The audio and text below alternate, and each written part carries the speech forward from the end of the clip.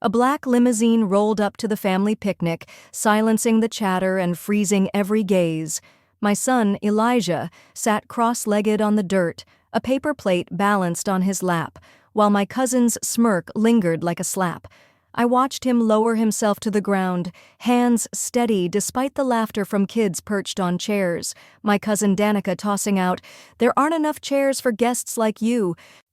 My fists clenched, my heart splintered, but Elijah didn't flinch. He just gave me that quiet look that broke something deep inside. Then, as I wondered how much more I could swallow, the limo door opened, and out stepped someone they never saw coming, carrying 2 folding chairs and a presence that promised reckoning.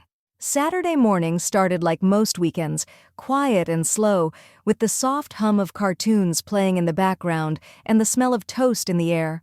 My son, Elijah, sat at the kitchen table, drawing a rocket ship with crayons, humming to himself. He always hums when he's happy. That morning, I wanted nothing more than to keep us in that little bubble, but it was the day of the annual family picnic, an event that always came with more tension than joy for me. It's hosted by my mother's side of the family, big personalities, bigger opinions, and a long history of quiet judgment. Still, I always showed up. I wanted Elijah to know his roots, even if mine were tangled. I laid out his favorite blue polo shirt and khaki shorts. He dressed without complaint, brushing his curly hair back the way he liked it.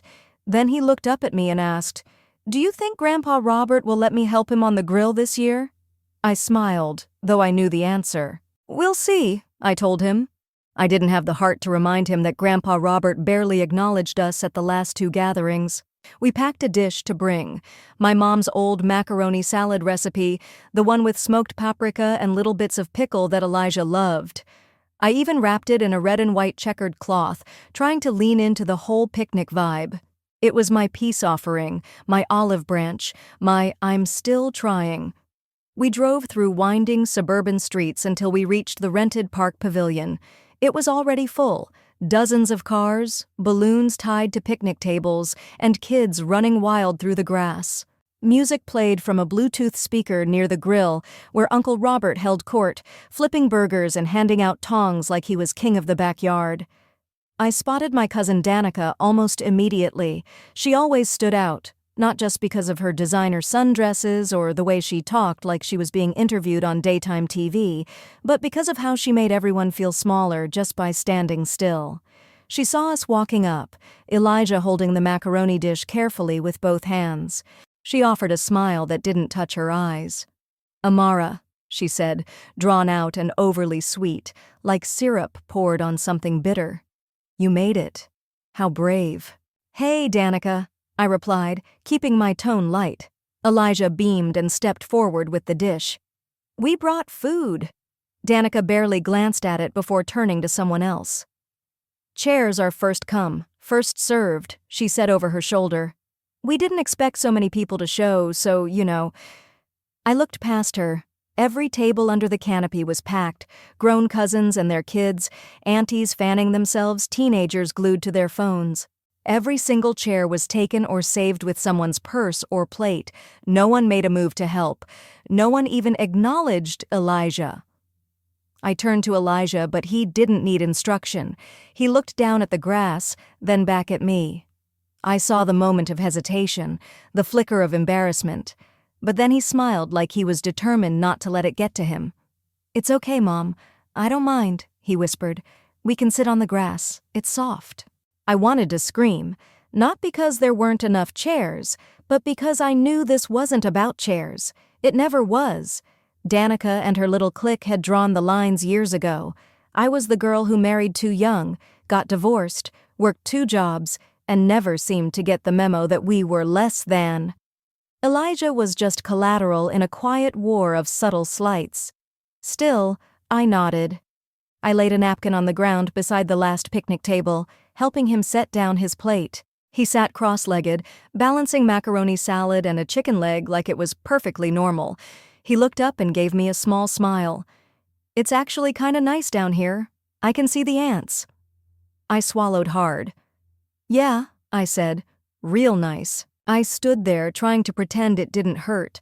Like I wasn't watching my child eat on the ground while people I grew up with sat in folding chairs and acted like we didn't matter. And for a minute, I considered leaving, grabbing Elijah's hand and walking back to the car and never looking back. But then something else crossed my mind. Someone else. So I walked away from the group quietly, phone in hand. My son deserved better than ants and pity smiles, and I knew exactly who to call. I walked away from the picnic tables with my phone in hand, past the parking lot, toward the little grove of trees that lined the edge of the park. I pretended to be checking messages, but I was really trying to calm down. My fingers shook as I tapped open my contacts. I scrolled until I found his name, Malcolm Bennett, Grandpa to Elijah, my late father's brother, the one person who had always seen me, even when the rest of the family looked right through me. Malcolm had distanced himself from these family events years ago after a nasty falling out with Uncle Robert over a business deal gone wrong. He stopped showing up. Most people pretended like he didn't exist, but not me. He was the one who helped me get my first apartment after the divorce, the one who taught Elijah how to build birdhouses in his garage. He had his flaws. He could be stubborn, a little dramatic, but he loved us. I hesitated with my thumb over the call button. Would he even answer? Would he think I was being petty? I pressed the button and held the phone to my ear. It rang twice. "Hey, pumpkin," he answered, warm and casual, like he had just been waiting for me to call. I didn't say anything at first. My throat felt tight. "Amara?" he asked. "They made Elijah sit on the ground," I said, my voice low. "There were chairs, but Danica said they were for the guests, like we weren't family." There was a pause, no background noise, just quiet. He's sitting cross-legged on a napkin with a paper plate in his lap, smiling like it's okay, but it's not okay, Mal, it's not okay. His voice dropped into that steady, calm tone I knew so well. "Where are you?" "Brookfield Park, near the lake." "I'll be there in 20. He hung up. I slipped the phone back into my pocket and returned to the tables. Elijah was still sitting where I left him, carefully eating around the edges of his plate. Some of the kids were nearby, playing tag. None of them invited him. No one said a word to him. Danica sat at the head of one of the tables, flipping through photos on her phone and laughing with a few of our cousins. She didn't glance our way once. "Amara?" she called out suddenly, loud enough for everyone to hear. "You want a bottle of water or something? I mean, I'm sure it's not super comfy down there." My lips pressed into a thin smile. "We're fine, thanks." She shrugged and turned back to her phone. One of the cousins snorted. Another whispered something behind her hand. I caught my Aunt Camille giving me a pitying look from across the table. It wasn't just the lack of a chair. It was the way they made space for each other, passed food around like communion, saved seats with name cards, and left me and my son sitting in the dirt like we were an afterthought. Elijah looked up at me. "Are we leaving soon?" "Not yet," I said. "There's something I want you to see." He nodded and went back to eating. No complaints, not even a flicker of frustration. That hurt more than anything. How used to this he was. 15 minutes passed, maybe 20. I kept checking my phone, watching the entrance to the park. Then I heard it. A low rumble, deep and smooth. Heads turned, the kind of sound you feel in your chest before you even see what's coming. And then it appeared. Long, black, polished like glass. A limousine driving slowly past the playground, straight toward the pavilion. Everyone stared. A few kids stopped mid-tag and pointed. Even Danica lowered her phone and stood up. The limo came to a stop just feet from the edge of the grass. The back door opened with a quiet click. Out stepped Malcolm, wearing a crisp white shirt, light tan slacks, and the aviator sunglasses I once told him made him look like a retired spy. He was holding 2 gray folding chairs in one hand, like they weighed nothing, in the other a cooler bag. He didn't say a word. He didn't wave. He walked straight toward me and Elijah, eyes locked on us the entire time. Behind him, a young man in a black suit, the driver, I assumed, lifted a small folding table from the trunk and set it beside the chairs. Danica's voice broke the silence. "What? What is he doing here?" But no one answered, because Malcolm was here, and everything was about to change. The air felt thicker when Malcolm arrived, like the picnic had suddenly shifted from a casual family get-together to something else, something heavier, charged. The music from the Bluetooth speaker kept playing, but nobody was listening to it anymore. All eyes were on him. He walked slowly, deliberately, across the grass toward us. Elijah's fork paused halfway to his mouth. He looked up and squinted. "Is that Grandpa Malcolm?" I smiled. "Sure is." Elijah stood up and brushed his hands on his shorts. "Why is he here?" "He heard you didn't have a seat," I said, "so he brought one." Malcolm reached us, gave me a nod, then bent slightly to Elijah's level. "Hey, champ. Didn't look right to me. Thought I'd fix that." Elijah's smile lit up his whole face. "You came in a limo!" Malcolm grinned. "Only way to make an entrance." He set the 2 folding chairs down beside the patch of grass where Elijah had been sitting, then opened the cooler bag. The smell of something sweet and familiar drifted out. His peach cobbler, made fresh, warm, flaky crust, cinnamon and sugar baked into golden fruit. He handed a container to Elijah and winked. "Made your favorite. Thought you could use some VIP treatment." "Thanks, Grandpa," Elijah whispered. Then Malcolm turned and set up the folding table, clicking the legs into place with practiced ease. The driver, silent and professional, laid a clean cloth over it and placed down plates, utensils, and a small cooler of drinks. It wasn't just a chair anymore. He was building us a space, a table, a presence. I saw Danica watching, mouth tight, arms folded. Her husband glanced over, clearly uncomfortable. A few of the kids had wandered closer. The entire rhythm of the picnic had been disrupted, but Malcolm didn't look at them. Not once. He only looked at us. "Let's eat," he said, lowering himself into one of the chairs with a satisfied sigh. I sat down next to him, and Elijah followed. He sat taller than before, straight. He looked around, like he finally belonged there. Not on the ground, not on the edge, but right where he was. "Want some lemonade?" Malcolm asked him. "Yes, please," Elijah said. He was glowing. He didn't even touch the macaroni salad anymore. He went straight for the cobbler. Malcolm leaned back and looked at me. "Saw the whole thing, you know. I was already in the area. Just wanted to see how things looked this year." "You were watching?" I asked. He nodded. "From the road. Saw the way she smirked. Saw how they didn't move. It's not just about a chair. It's about how they treat you like you're not one of them." I felt my throat tighten. I didn't want to cause a scene. "You didn't," he said. "They did." I nodded slowly. He was right. I wasn't the one making this ugly. I was just tired of swallowing it. Danica finally walked over, heels crunching on the gravel. She gave us the kind of smile that belongs in fake Christmas cards. "Uncle Malcolm?" she said. "What a surprise." He finally turned to her, calm and casual. "Didn't plan on it, but then I heard there weren't enough chairs for family." She laughed, tight and high-pitched. "We didn't realize you were coming. Otherwise, of course, we would have saved space." "I'm not here for space," he said. "I'm here for them." She glanced at me, then at Elijah, who was happily eating cobbler like nothing had happened. "Well," she said, shifting her weight, "we just didn't have enough chairs.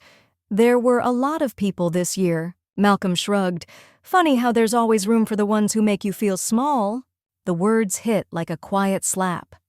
Danica didn't have a comeback.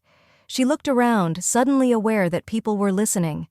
Her power had thinned out like smoke. She walked away. No apology, no chairs offered. But it didn't matter anymore. Malcolm sat back and took a bite of his cobbler. "You don't always have to raise your voice to be heard," he said, glancing at me. "Sometimes you just have to sit down in the right place." I looked at Elijah. He was laughing now, telling his grandpa about a dream he had where they rode dolphins through outer space. His shoulders were loose, his eyes bright again. I realized then I hadn't just called Malcolm to fix a moment. I'd called him to remind Elijah who he was, that he was seen, that he mattered. And in just a few quiet moves, Malcolm had done what I couldn't. He made us visible. The first bite of Malcolm's cobbler melted in my mouth and nearly made me cry. Not because of the flavor, though it was perfect, but because of what it meant. He had shown up, not just physically but fully, for Elijah, for me, for the principle that no one, especially a child, should ever be made to feel like less. Elijah was telling him all about the drawing he had been working on that morning, the rocket ship. Malcolm listened like there was nothing more important in the world, occasionally nodding, asking questions, and throwing in a "now that's an idea," or "we should build that together next weekend." Around us, the rest of the family went on with their picnic, but something had shifted. People were quieter, glancing over, whispering, watching but pretending not to. Then Uncle Robert made his move. He stepped out from behind the grill, wiping his hands on a towel. The old man still walked like he owned the place, shoulders squared, chin high, but his eyes darted around more than usual. He made a slow path toward our setup, past the folding tables and coolers, until he stood a few feet from Malcolm. "Well, well," he said, clearing his throat. "Didn't expect to see you here." Malcolm didn't look up. He was handing Elijah a second helping of cobbler. "You know," Robert continued, "it might have been nice to get a heads up.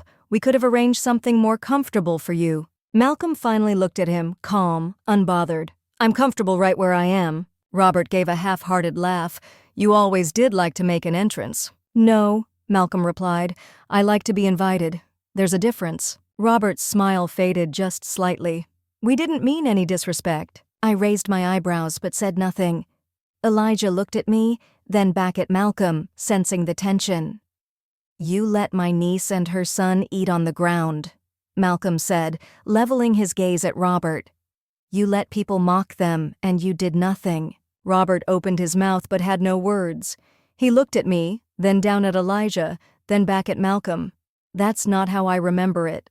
Malcolm sat forward, elbows on his knees, tone cool and direct. "It's exactly how it happened. I was parked across the street for 10 minutes before I came over. I saw everything." A hush fell over the nearby tables. A few cousins had gone still, plates in hand, pretending not to eavesdrop. Danica sat farther off, sunglasses on, jaw clenched. Robert looked around, realizing people were listening, then said, "Well, we don't need to make a scene." "You already did," Malcolm said. "What I'm doing is correcting it." For a long beat, no one moved. Then Malcolm turned back to Elijah. "You ever build a rocket launcher for a toy rocket? I've got PVC pipe and a compressor in the garage. We could make one fly 50 feet straight up." Elijah lit up like someone flipped a switch. "Really?" "Absolutely," Malcolm said.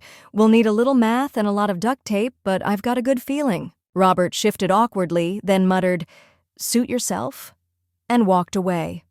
Malcolm didn't watch him go. Neither did I, because at that moment something bigger happened.